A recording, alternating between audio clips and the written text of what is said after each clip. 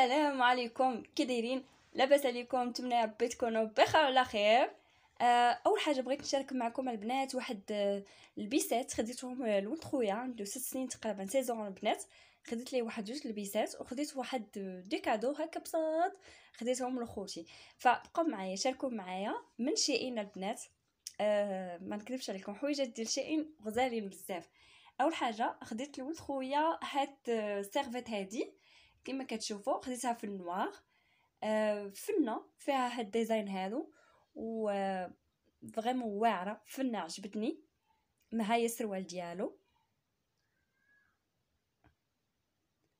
بالنسبه للثمن البنات انا غادي ندير لكم هنايا في الفوق تقريبا 151 درهم، قولي 152 درهم تقريبا. وخديت له عاوتاني واحد البيسه تاني. هاد البيسه هذه البنات السروال والتريكو ديالها. شوفوا البنات السروال كيحمق اللون ديالو في الزرق، خطير البنات. هكا فيه لاستيك من التحت وفيه هكا الجيوبات، فن البنات، فن خطير هاد السريويل هذا، سيرتو اللون ديالو. صراحه الوليدات صغار كيحمقوا الحويجات ديالهم. قبل يا ربي ان شاء الله. المهم البنات شوفوا التريكو ديالو كيجي واعر في البيض وفيه هذاك البوش هكا بالزرق. شوفوا البنات كدير 135 درهم، فريمون واعره. نمشيو دابا هادوك لي كادو الصراحه اللي بساط. بغيت غير زعما انا لا انا كان انا غنعطيهم كادو. شوفوا البنات خديت مكانه هي كامله في النوار ولكن فيها البلو سيال، فيها الشيبي البنات. هي كامله نوار وفيها الشيبي في الداخل. مونطخ واعره البنات، فنه خطيره، كدير غير 32 درهم.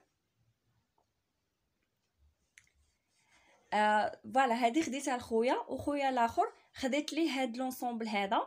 هاد لونسومبل هذا عباره على واحد المكانه، حتى هي مكانه كيقول لها ذكيه، ومعها كيجيو معها في نفس الوقت واحد دو براسلي.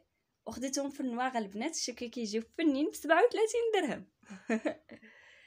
البنات خطيرين هاد لونسومبل هذا، فنين كيجيو واعرين صراحه مع شي لبسه تكون في النواغ ولا في البيض. فوالا بحكم دابا البرد غادي يدخل دابا البنات راكم عارفين.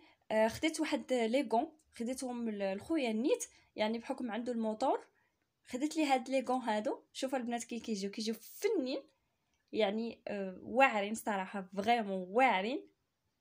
اوكي يسخنوا البنات، كيسخنوا فنين، يعني فريمون كاليتي زوينه فريمون والله العظيم.